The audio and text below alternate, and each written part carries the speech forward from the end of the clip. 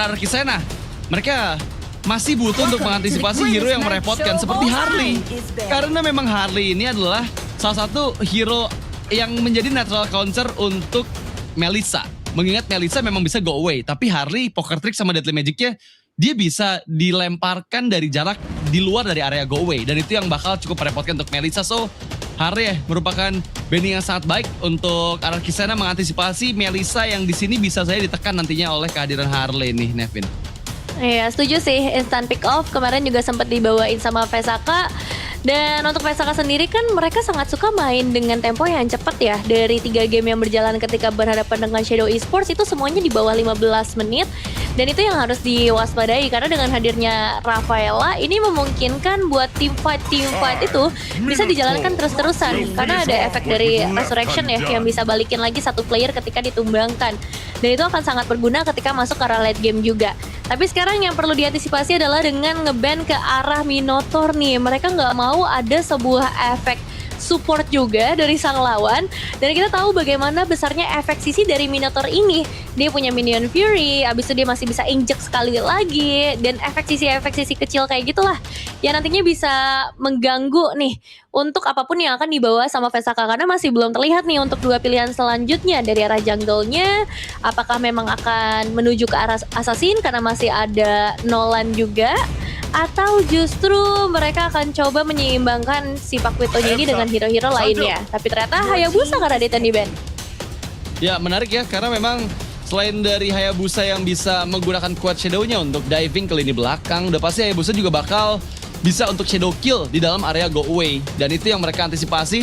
Tapi di sisi lain juga Minotaur Selena adalah combo yang sangat mematikan. So Coach Hornet mengantisipasi hal tersebut terjadi. Selain dari adanya efek support juga dari Minotaur ya, itu yang pasti bakal bisa membuat pick Rafaela ini jadi lebih sulit untuk bisa dimaksimalkan. Karena kalau mau beradu support, dan pasti Minotaur juga bisa membeli ke arah Flash of the Oasis untuk bisa memberikan efek heal-nya dan juga efek shield-nya.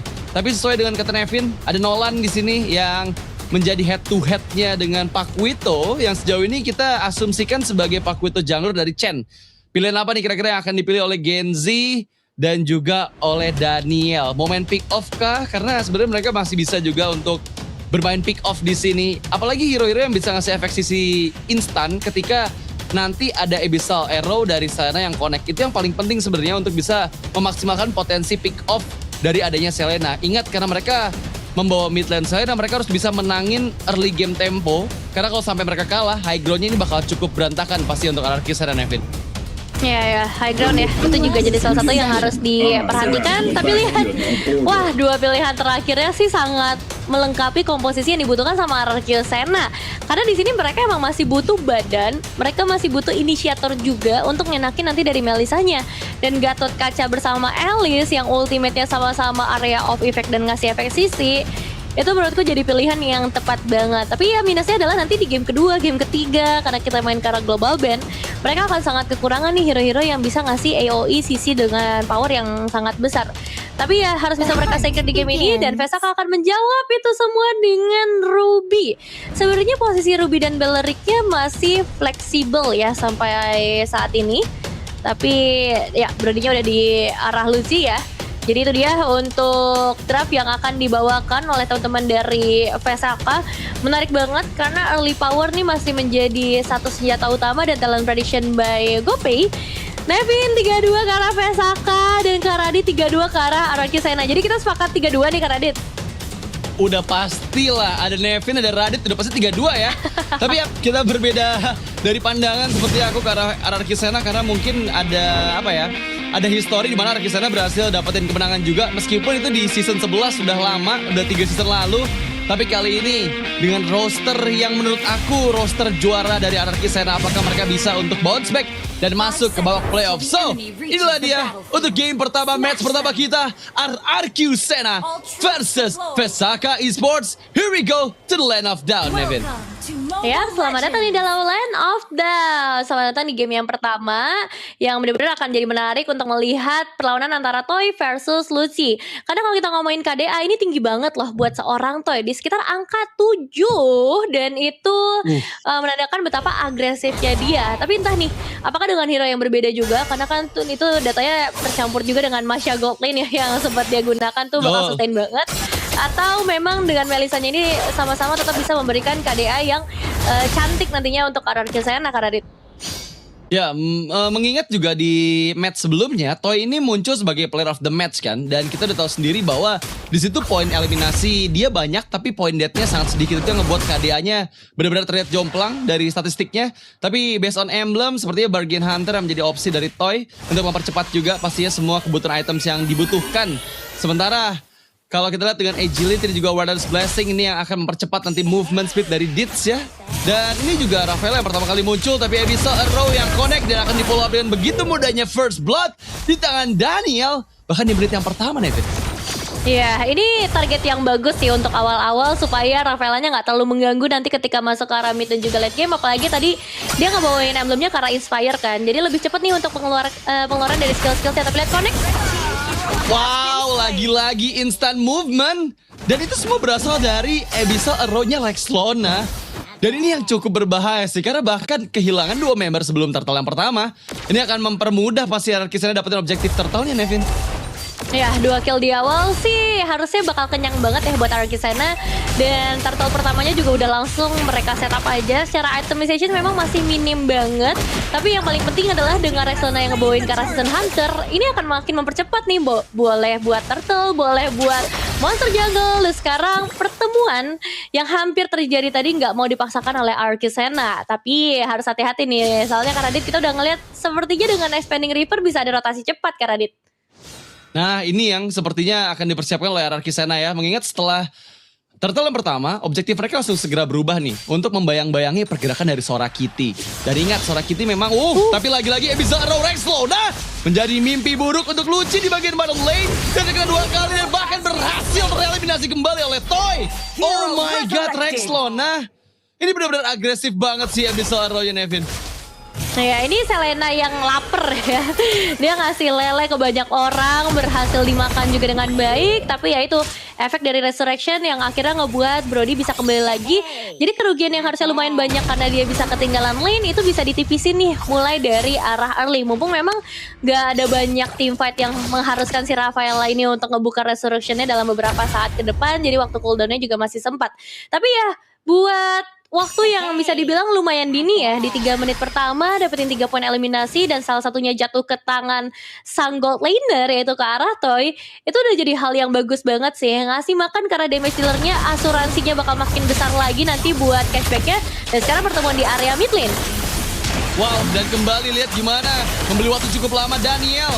Unbreakable dikeluarkan, Rod of Droid dari Nelson. Dan lihat damage heavy left punch. Sora Kitty masih bisa menghindar untungnya dari hit terakhir yang dibutuhkan oleh RRQ Sena untuk mendapatkan eliminasi keempat mereka.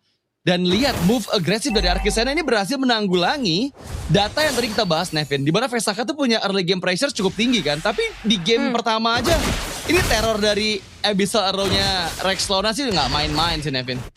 Iya, jujur serem sih, karena ini akan mengganggu rotasi dari Vesaka Esports itu sendiri. Lumayan loh kecicil sama Abyssal Trap juga, nggak cuma Arrow-nya. Tapi ya setup udah mulai dibuka lagi, sepertinya bakal ada kontes yang dilakukan oleh Vesaka Esports sejauh ini. Masih coba tuh cari momentumnya Kak Radit. Itu masalahnya udah setengah HP menghilang dari Ditz. Memang ada Novended follow up ke bagian belakang dengan Holy Baptism. Tapi lihat, dicuri turtle-nya oleh Sora Kitty. Memang Hirai dieliminasi. Rexlona pun down, pertukaran 2 untuk 1 kali ini. Yang berhasil didapatkan oleh RRQ Sena untuk menanggulangi Retributions yang on point dari Sora Kitty tadi pada saat terkena efek Holy Baptism. Chain-nya David. Iya ya, ini lumayan lah ya daripada tidak sama sekali buat Vesaka Esports. Dapetinnya juga tadi ke arah Rexlona kan sebagai salah satu yang lumayan mengganggu, itu jadi plus poin juga. Tapi tetap harus kuat dengan objektifnya nih, karena melewati ke arah menit yang kelima udah nggak ada lagi platingan gold yang bisa menjadi nyawa kedua. Tapi Flicker langsung ke trigger juga buat Rex Lona. Sora Cutie. Oke lah, di awal dia memang gak dapetin poin eliminasi, tapi dia juga nggak terlalu tertinggal dari arah level, bahkan lebih unggul 1 level loh Kak Radit buat Sora. Iya, dan ini yang bagus dari Sora ya. Nggak salah juga Sora Kitty berhasil menjadi MVP juga untuk di match sebelumnya. Tapi ada fun fact, by GoPay, Sora Kitty sukses menjadi top 2 best gold per minute dengan perolehan 1112.1 gold per minute hingga week ketiga MDL season 14. Jadi luar biasa ya. Salah satu jungler muda berbakat dan kita tahu sendiri kenapa Vesaka Esports bisa menang dari statistik untuk Turtle di 2 match mereka karena Sora Kitty memang punya retribution yang sangat bagus juga. Tapi lihat bisa roll di bawah AOG. Rex Lona lagi-lagi memberikan terornya dengan Lele ke arah Luci. Memang dari spawn tapi sepertinya masih ada pressure dan dilakukan oleh Arkisa dan Nevin. Ya jujur ini prediksinya bagus banget sih dari tadi ya. Targetnya tepat dan ada follow up gitu. Jadi nggak sembarangan untuk ngebuka lelenya doang sebagai pressure. Tapi di sini ada plan selanjutnya. Jadi jelas banget dari awal plan seperti apa yang ingin mereka mainkan. Secara itemizations memang baru ke arah corrosion side aja buat analisanya. Tapi lihat deh gap gold yang terjadi antara kedua belah gold laner. Ini udah menyentuh angka 1000. Yang artinya Malefic Gun dari seorang Brody akan segera tersusul juga dengan item-item yang lain. Dan nampaknya juga dari Brody akan menuju ke arah Sky Pierce. Ini harapannya untuk bisa ngebalikin keadaan dari Vesaka Esports dengan satu momentum sih. Karena kalau berhasil bikin stackingnya, mungkin Arkisena juga bisa masuk ke dalam jebakan atau bahaya yang dibuat oleh Vesaka Esports. Tapi yang jelas sekarang untuk Turtle, ini bisa dipegang oleh Arkisena. Breath of Riot tapi lagi-lagi Sora Kitty save the day. Mendapatkan chain juga. 1 tukar 1. Bahkan kali ini korban jiwa kedua datang dari Vesaka Esports dan Hirai juga turut meninggal. Dengan double kill, bahkan double kill juga oleh Genzi. Kehilangan 4 player membuat Arkisena meskipun kehilangan turtle-nya, mereka cuan berlipat ganda karena sekarang 4 member down dari Vesaka membuat space terbuka untuk mendapatkan outer turret top lane dari Vesaka Esports, Nevin. Wah, ini kita lihat sedikit ya dari replaynya karena yang terjadi ini menarik banget. Dibuka dengan Breath of Giant di sekitar area turtle. Itu mungkin jadi sebuah masalah juga, nggak ada pergerakan yang bisa terjadi. Pertukarannya akhirnya memang malah jadinya lebih menguntungkan buat sisi sebelah kiri atau buat Arkisena. Karena kita tahu ada area of effect yang besar dan escape skills yang dibawakan sama Vesaka Esports ini cenderung minim. Mereka mengandalkan ke arah flicker aja dan yang akhirnya harus terbuka semuanya. Karena memang secara range yang punya range jauh cuman Luci aja, sisanya akan langsung terperangkap jika ada sebuah pergerakan dari Arkisena itu sendiri ya. Tapi ya bisa dibilang dengan 2 turtle yang dipegang sama Vesaka Esports sesuai dengan statistik, tapi ini bukan jadi hal yang bagus karena mereka juga harus kehilangan auto turret di area top lane. Sky Pierce udah jadi buat seorang Luci juga dan ya let's see akan jadi seperti apa, apakah ini benar-benar bisa menjadi stack tambahan atau enggak karena rotasi dari Vesaka Esports akan langsung menuju ke arah top lane karena Ya, dan jujur ini Sora Kitty terlihat sangat-sangat tampil ya, bisa dibilang ya. Dari gold, satu-satunya yang leading juga dia. Dan lihat gimana pressure dari Sora Kitty di arah bagian atas. Genzi terpaksa membuka Throne of Ruin-nya untuk bisa membuat Sora Kitty-nya nggak terlalu bisa ngasih pokingan damage. Dan menjadi keuntungan berlipat untuk Vesaka. Bayangkan mereka lagi under pressure di bawah 4000 gold. Tapi masih bisa menekan inner turret di bagian atas, Nevin. Ini cukup berbahaya buat Arkisena sih harusnya. Iya, tapi Arkisena juga tadi berhasil melakukan trade-nya ke arah purple buff ya. Karena purple buff untuk Sora Kitty-nya berhasil diambil, gak ada yang ngecek juga. Mungkin bisa sedikit meredam power dari Sora Kitty itu sendiri yang sekarang udah masuk ke arah level yang ke-13. Tapi setup kembali lagi udah mulai terlihat dari kedua belah tim. Ada Hirai dengan Rubinya dan ada juga Belek dengan satu Word of Giant yang mungkin bisa jadi berbahaya bagi Daniel. Wow, lihat gimana damage dari Fracture yang dikeluarkan oleh Sora Kitty. Daniel kehilangan banyak HP, tapi masih menyimpan Revitalize-nya ya. Di sisi yang lain, Abyssal Arrow connect sekarang. Dan langsung di follow up. Tertangkap Throne of Ruin oleh Genzi. Dan berhasil memparis Nelson. Kehilangan Daniel, tapi mereka akan coba untuk commit karena Lord yang ditangkap pula Hirai. Terlalu dalam sendirian, dapat memori belum bisa mendapatkan siapapun. Dan terpaksa Vesaka Esports harus melepaskan Lord yang pertama ke tangan dari Ararkius dan Nevin. Wah itu bikin kaget sih ya. Untuk ultimate dari Alice maupun dari Gatot Kacanya meskipun Daniel harus tumbang pada akhirnya. Tapi worth it banget. Karena ada zone out power yang gak bisa ditembus sama Vesaka Esports. Dan purple buff-nya untuknya masih bisa dipegang sama Sora Cutie tadi tidak terculik. Dan ini ngasih nafas tambahan juga. Tapi tidak dengan outer turret tambahan, karena ini juga bisa dieksekusi oleh RRQ Senna dengan baik. Lordnya akan di slow push, jadi masih ada wave selanjutnya nih yang bisa dibarengin seharusnya kalau Lordnya nggak masuk terlalu dalam, dan kalau misalnya ada penjagaan tambahan juga dari RRQ Senna, Karadit. Wow, lihat gimana. Nyebelin banget ya, Abyssal Arrow. Meskipun yang kena Nelson juga, ya kalau di follow up sama yang lain bakal jadi chain CC yang cukup menyebalkan. Dan 1v1 situation yang dimenangkan oleh Chen. Akhirnya Chen membuktikan bahwa dirinya siap untuk berhadapan dengan siapapun, termasuk dengan Sora Kitty yang tadi nunggu level 1 di atas dari Chen. Dan ada Precious dengan Lord bagian bottom lane. Base threat akan coba didapatkan, tapi terkena efek stun. Lihat gimana follow up yang kena Daniel. Dan Daniel masih bisa menghindar dengan AOG. Menjauh. Dan Abyssal Arrow lagi-lagi mengganggu banget sih ini. Aduh, terornya sih nyebelin banget ya Nevin ya. Tapi gemes ya, itu satu base turret sedikit lagi loh, padahal bisa diamankan. Tapi itulah yang membedakan kita dengan pro player ya. Karena di sini RRQ Senna mereka benar-benar disiplin, mereka tahu kalkulasinya seperti apa, dan lebih baik memang nggak boleh terlalu memaksakan daripada harus mengalami kerugian yang lebih jauh lagi. Tapi sabar dulu teman-teman, ternyata ada sedikit kendala ya yang harus kita lewati terlebih dahulu. Cuman memang kalau ngelihat secara keseluruhan, keunggulan yang dipegang sama teman-teman dari RRQ jujur udah jauh banget loh. Secara gold mereka udah di angka 5.000 sampai 6.000 lah perbedaannya. Jadi Vesaka dalam posisi defensif kayak gini, mereka pun harus lebih try hard.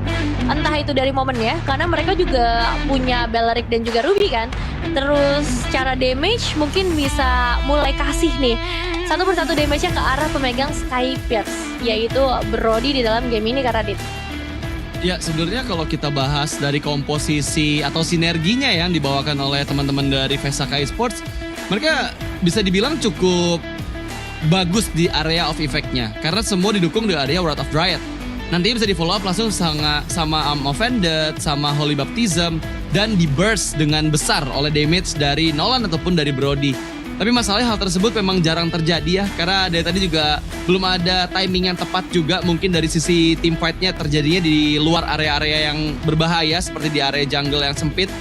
Karena ketika di posisi ruang sempit, team fight-nya pasti bakal diuntungkan juga ke arah teman-teman dari Vesaka Esports dari area of effect-nya. Sementara dari RRQ Senna udah pasti ya teror dari Abyssal Arrow ini yang harus diperhatikan sih, karena berulang kali kita lihat sekarang Rexona udah nggak ngejar lagi target di belakang, yang depan-depan coba untuk kena efek Abyssal Arrow, dan itu yang bakal jadi PR nantinya, karena kalau Nelsonnya kena poke cukup banyak, dia harus bermain jauh lebih aman Evin. Iya. Nah sekarang itu kembali lagi dengan Land of Dawn yang udah mulai dibersihin nih satu persatu. Karena pressure-nya akan tetap dijaga sama RRQ Senna. Ada beberapa trap juga yang udah dipegang. Selain buat vision, ini juga untuk mempercepat clear power ya dari RRQ Senna sendiri. Buat Vesaka, aku rasa untuk melakukan kontes ke arah objektif ini bakal jadi satu hal yang lumayan tricky. Mereka harus benar-benar bisa ngedapetin momentum dari efek sisinya. Dan mungkin bukan cari ke arah objektif, melainkan lebih ke arah kena efek stun dan Sora Kitty instant pick off. Wow, targeting dan insting yang tepat dari Rexona yang membuahkan poin kill barusan, Nevin. Oke, berarti aku tarik kata-kataku ya, karena kayaknya kontes bakal jadi lebih sulit sih. Ini jauh lebih sulit bahkan karena Sora Cutie dari tadi emang menjadi eksekutor, damage dealer terbesar. Sekarang dia juga udah punya Blade of Despair, dan tanpa hadirnya dia, kecuali akan di respon secara langsung ya sama Ditz, ini waktunya untuk Vesaka benar-benar bermain defensif aja sih ya. Dan RRQ Senna, mereka bisa mempercepat objektif kali ini. Mereka punya damage yang udah sangat mumpuni. Toy udah punya 5 poin eliminasi. Dan let's see apa yang bisa dilakukan oleh Vesaka Esports, Karadit. Wow, ini free Lord untuk RRQ Senna. Daniel membuka AOG untuk menutup jalan pulang dari Nelson. Tapi masalahnya nggak connect ya di sana ya. Dan semua member dari Vesaka Esports pun masih bisa pulang. Dan lagi-lagi bicara untuk masalah high ground, memang nggak ada yang punya fast clear dari Vesaka Esports. Mereka membawa mid lane Rafaela yang pasti nggak bakal bisa melakukan apapun di dalam area pertahanannya. Tapi yang jadi PR buat RRQ adalah gimana caranya mereka harus bisa menghindar dari combo stun dan juga combo crowd control yang bisa nantinya dikombinasikan oleh Vesaka Esports yang cukup mematikan juga ya. Karena tadi kita udah lihat Wrath of Dryad sama Offended dan Holy Baptism itu dikombokan, udah pasti bakal bisa nge-delete satu member dari RRQ Senna. Iya, ini tergantung siapa yang kena combo duluan juga ya. Karena kan di sisi sebelah kiri kita pun ngelihat di sini ada Melissa dan juga Gatot Kaca. Masalah main di area yang sempit, dua-duanya bisa melakukan hal yang sama sebenarnya. Tapi dengan Lord yang udah mulai masuk, Ini akan memberikan power tambahan buat Archisena, apalagi goldnya juga udah di sekitar 8.500, perbedaan lebih unggul. Wave minion selanjutnya juga masih ada, dan ini akan dimanfaatkan untuk mendapatkan haste rate selanjutnya. Wow, AOG dan Son of Ruin combo wombo. Meskipun Daniel harus kehilangan nyawanya, gak ada follow up di sana karena Toy masih terlalu jauh dari jangkauan dua frontline hero dari Archisena ya. Sangat disayangkan memang, tapi nggak jadi masalah karena mereka mendapatkan banyak objektif di sini. 3 base turret akan coba dipaksakan. Toy berada di bagian depan. Nelson lagi-lagi sangat struggle untuk bisa masuk ke lini belakang. Tapi kombinasi skill source yang dikeluarkan Gen Z, kehilangan nyawanya, tershutdown sudah. Tapi Nelson juga didapatkan dengan double kill Rex Lona. Looking for triple, hampir saja bisa arrow-nya connect, tapi masih bisa dieksekusi oleh Chen. Dan sekarang base terexpose, follow up lagi Chen-nya, mendapatkan satu persatu, double kill untuk Chen, dan base-nya dihancurkan. Dan Archisena hampir saja bisa menyelesaikan game yang pertama, tapi sekarang mereka harus menunggu lagi katapult di bagian atas, dan mereka akan coba memaksakan karena Toy nggak mau pulang. Toy maunya ngegoyang, dan ini dia yang kita maksud, di mana Toy bisa untuk menyelesaikan gamenya dengan double kill, dan Archisena menutup game yang pertama dengan